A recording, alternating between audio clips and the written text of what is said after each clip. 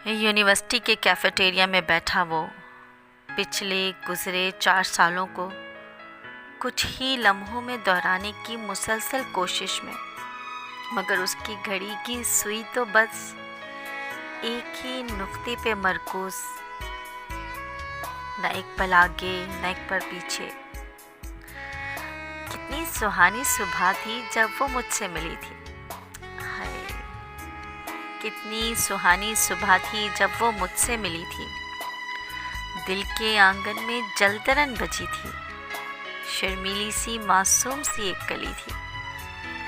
मेरे हवासों पर तारी उसकी एक एक छवि थी। मेरे हवासों पे तारी उसकी एक एक छवि थी। आज उसका यूनिवर्सिटी में आखिरी दिन था। आज उसका यूनिवर्सिटी में आखिरी दिन था। कैसे कलाबाजियाँ खाते वक्त गुजर गया।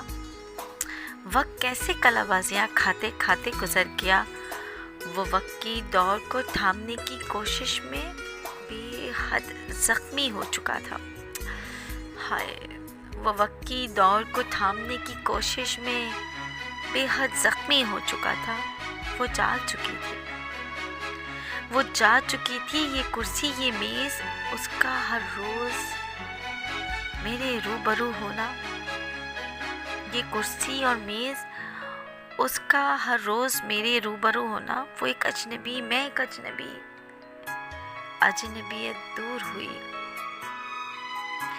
वो एक अजनबी, मैं एक अजनबी। अजनबियत दूर हुई और ताल्लुकात, दोस्तियाँ, मुस्कुराहटें रोशनियों में बदल गई। ताल्लुकात, दोस्तियाँ, मुस्कुराहटें रोशनी में बदल गई। मुझे याद है, मैं उस दिन भी इसी कुर्सी पे इसी वक्त उससे मिला था। मैं उस दिन भी इसी कुर्सी पर इसी वक्त उससे मिला था। न जाने कितनी बातें पहली मुलाकात में हमने आंखों ही आंखों में कह डाली थी। तुमसे आपसे तुम तक का सफ़र बड़ी पाकीज़गी से तय किया था। आपसे तुम तक का सफ़र बड़ी पाकीज़गी से तय किया था। सर्दियों के मौसम की जाती गहरी शाम थी। सर्दियों के मौसम की जाती गहरी शाम थी और यूनिवर्सिटी का आखिरी दिन। और हाँ, उसकी यादों से आखिरी मुलाकात भी। वो मेरे दिल की रंगीन रोशनी थी। चाय का कप, उसकी अनोखी मज़ेदार बातें, मेरा मुस्कुराते रहना और उसका शर्माते रहना। बिना वादे, बिना कसमें एक दूसरे की जानिब बढ़ते रहना। उसकी दोस्ती, चांद की बातें, चाय के 2 कप और उसकी मेरी खामोश धड़कनें। मेरी मासूम दोस्ती धीरे धीरे परवान चढ़ रही थी। बिना लफ्ज़ों के इस्तेमाल के हम सब जान लेते थे। क्या बात है, क्या गहराई है कि बिना लफ्ज़ों के इस्तेमाल के हम सब जान लेते थे और मान भी लेते थे।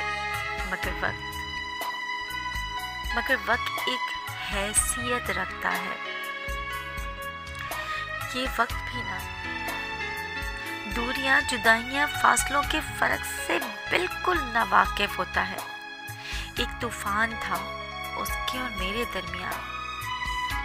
एक तूफ़ान था उसके और मेरे दरमियान बिछड़ जाने का।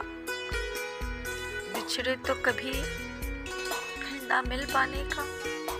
एक तूफ़ान था उसके और मेरे दरमियान बिछड़ जाने का, और बिछड़े तो फिर कभी न मिल पाने का। आखिरी मुलाकात में वो मुझसे कह रही थी। आखिरी मुलाकात में वो मुझसे कह रही थी, मैं सदा तुम्हारी रहूंगी। मैं सदा तुम्हारी रहूंगी। आज उसकी आंखों से उसके इजहार के लफ्ज़ टपक रहे थे। आज उसकी आंखों से उसके इजहार के लफ्ज़ टपक रहे थे। वो बोले बिना ही आतिशे लम्स की गिरफ्त में थी। वो बोले बिना ही आतिशे लम्स की गिरफ्त में थी, मोहब्बत की उन बुलंदियों पर कि जहाँ से वापसी के तमाम किवाड़ वापसी के तमाम किवाड़ खुद ब खुद बंद हो जाते हैं। जज्बात बहते पानी की तरह अपना रास्ता खुद बना लेते हैं, मगर वो मेरी मोहब्बत की शिद्दत को जाने बिना सारे फैसले खुद कर बैठी। वो मुझे हर हाल में कबूल थी। वो मुझे हर हाल में कबूल थी। और सितम ज़रीफ़ी ये देखें कि 1 हफ्ते बाद उसकी शादी थी। मुझ पे तो जैसे तूफान टूट चुका था। वो बहुत खामोश, अफसुर्दा, बुझी बुझी, सहमी सहमी, डरी डरी। काश उस दिन मैंने उससे रोक लिया होता। अब अज़ियत और जुदाई के कर्ब से वजूद बहुत बोझल है। अब अज़ियत और जुदाई के कर्ब से वजूद बहुत बोझल है। मैं उन जाते लम्हों की पादाश में जल रहा हूँ, जिन्हें मैं चाहता तो थाम सकता था, मगर उसने मुझे फैसला करने का इख्तियार ही नहीं दिया था। अलविदाई आँखों से वो मुझे रुखसत करके घर की जानिब रवां दवां थी। मैं भी घर आ गया, खामोश, बहुत खामोश था। दिल बहुत उदास था। फ़ोन को खामोशी का इंजेक्शन लगाकर मैं भी सो गया। वही रात 11 बजे मेरी आँख खुली। ढेरों कॉल्स और पैगामात। एक पैगाम ने तो जैसे मेरी दुनिया ही उजाड़ दी। तेज रफ्तार ट्रक ने यूनिवर्सिटी की तलबा को कुचल डाला।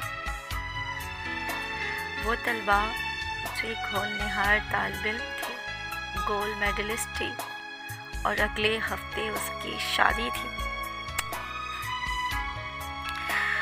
ये पैगाम सुनते ही मेरे पैरों से ज़मीन निकल गई। अब सोचता हूँ इस कर्ब से कैसे निकल पाऊँगा। क्या मैं उसे भूल पाऊँगा?